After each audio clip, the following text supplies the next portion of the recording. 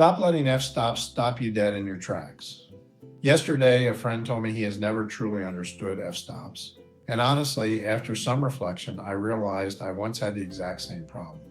When I first started, I simply memorized camera settings for specific situations without any idea why they worked.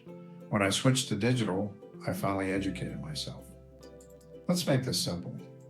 The clue is right in the symbol. The f is just the focal length of the lens. For a 50 mm lens, f equals 50. If you want an aperture diameter of 12.5 millimeters, that results in f/4.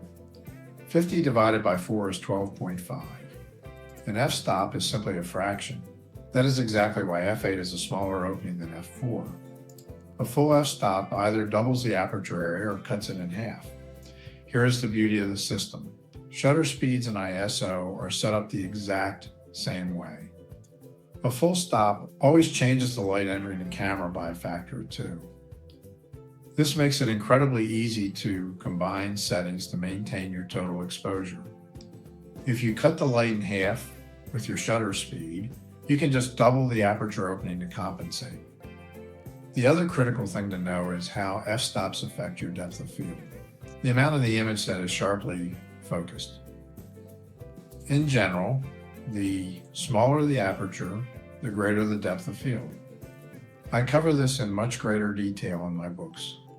If you want to master your manual settings, check out the 2026 second edition of my best-selling guide, Mastering Aperture, Shutter Speed, ISO, and Exposure, available right now on Amazon. Let's keep this simple.